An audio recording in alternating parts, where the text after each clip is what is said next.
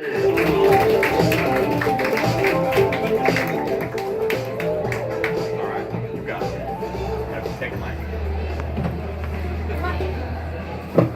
everyone. Hi. So I'm Cassandra Inglesby. Yeah, and how's everyone going? Everything doing good? You guys are great. Awesome, good. It's a typical thing that people say. I'm not gonna. It's too late. I already said it. All right. So so my name is Cassandra Inglesby, but you guys can call me Cass. And I've had a bunch of nicknames, and like my brother used to call me Cass Seabass, and he got this nickname from going on this. He discovered this on a spiritual journey, which just means that he took a bunch of acid and got kicked out of Coachella.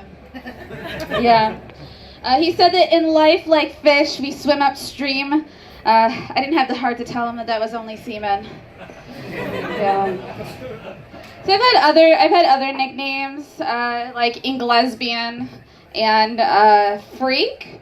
There was this one girl that would call me Freak in high school, and she would just yell Freak and then just run down the hall, like, you know, if I was going to cast a spell on her or something. So then I would yell back, "But I went to your brother's funeral!" Yeah, I'm not very good at comebacks. Yeah.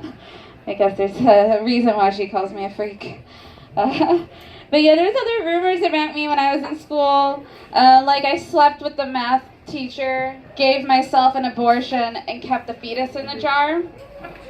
Yeah, that was a real rumor. It wasn't true, of course. It was with the science teacher. Why else would you keep it in a jar? Yeah. I'm a little weird, and I blurt things out, and so people end up like I'm an oversharer. I overshare, so that's kind of why these rumors kind of get started. But I was talking with this guy the other day, and he had this like really deep voice that kind of sounded like a fatherly woodland creature from like a Nick Jr. cartoon. I'm not sure if you guys watch. Do you guys watch Nick Jr. like Little Bear or any of these other like things growing up? Yeah. So he had this like voice that sounded like he would be in one of those cartoons. So I just blurted out, "Read me a bedtime story." So he then proceeded to say, "Okay, take me to your bedroom." So at that moment I realized I didn't learn the Nick Jr. lesson of stranger danger. Yeah, I need to be more careful. I walk around a lot, and the way it kind of works is that I kind of just run into, I just say hi to everyone I come across to. So I just be like walking around and I'd be like, "Oh hi, I like your coveralls. They remind me of my grandpa." And they'd be just like standing there, like all just blank. They're like, "Ah," and I'm like, "You seem really neat. Is it a mask? Is your favorite holiday Halloween? My favorite holiday is Halloween."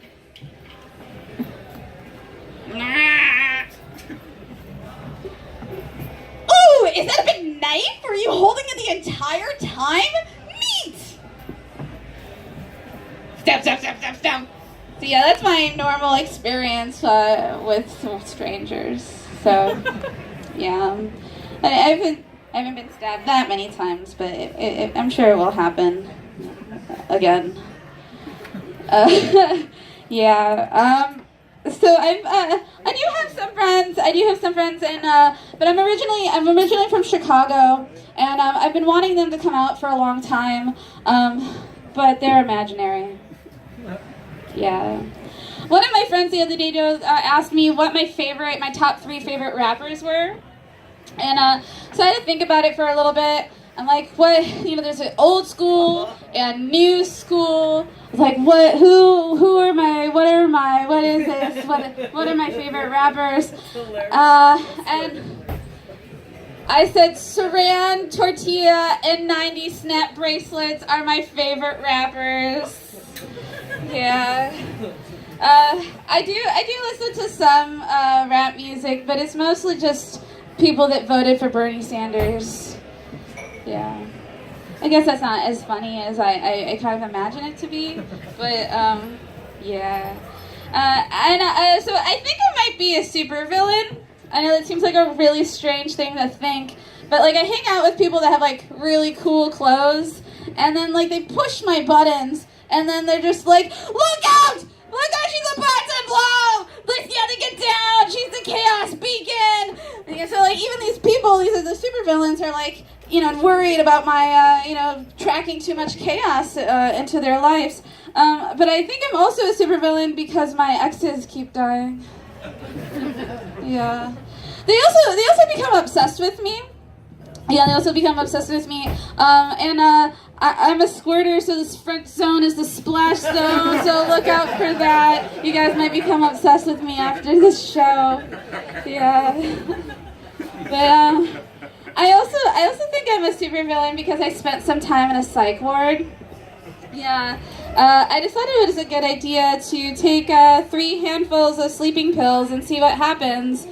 Yeah, but it was only like 3 pills because I have Trump-sized hands. I have Trump-sized, yeah. So what happened was that there was like these really big muscular EMTs that rushed into my apartment and then strapped me down to a stretcher. And I'm like, I've seen this scenario before. I'm like, I'm about to be in a gangbang porn. That's what's going on right now. That's what this is. These strong, muscular guys strap a drugged girl onto a stretcher. Yeah, so then they have me in an elevator, and they're banging me left and right in this elevator. I'm like, these guys are amateurs. These are amateurs. I have no idea what is going on. And then I'm like, these are my last moments alive. I'm about to die. These people just banging me around. So I pull out my phone, and what do you think I did with my phone? Ate it. I did! I took a selfie! Yes! Hashtag suicide selfie. Check it out on my Instagram at Trees Dance Aloud. It's a fun photo. Check that out. It's gonna be a viral trend. I hope not. Yeah. So then the EMTs put me into the ambulance, and the ambulance EMT was it was not a good person. He just kept talking about some woman he hated, and then would lean over and then touch my leg and said, "Oh no, hun, not you." And then he would say things like, If I had an apartment that was messy like hers, I would want to kill myself too. And then he would like lean over, touch my leg. "Oh no, sweetheart, not you." And then he's like, "Here, suck on this." And he poured some like white tube in my mouth, and it was this like charcoal stuff. So then I started like vomiting this black liquid. It was like, blah, blah, blah. So then this experience turned into a hentai. Yeah. So I walk around a lot, and I do a lot of weird projects, and I see a lot of weird things.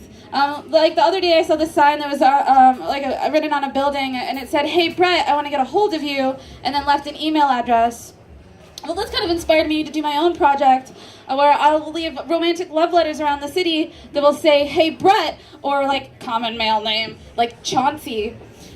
"You forgot your blowjob last time. If you still want it, email me your dick pic at wantyouRightNow but too afraid to say hi at gmail.com.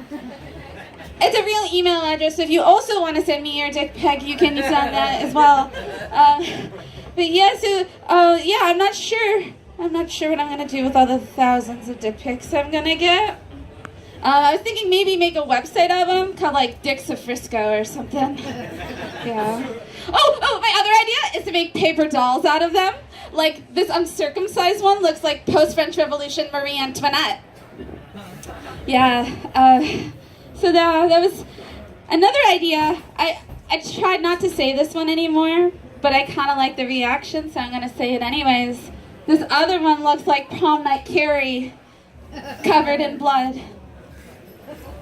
All right, that's not the reaction I was hoping for, but it was good enough. Thank you so much. I'm Cassandra Inglesby, and you can buy my buttons over there. Whoa! Stay up here! Oh, I'm staying up here.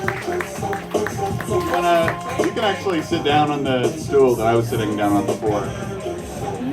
Feel that, being on stage while seated. Think about that. All right.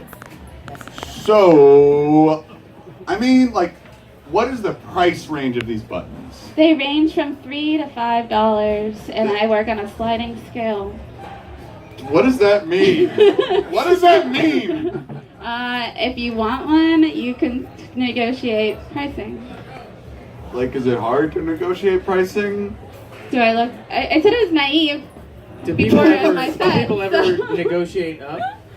Yeah. So yeah, if you Can I start, pay if you start, $6? if you start, yeah, if you want to give me more money, I will not.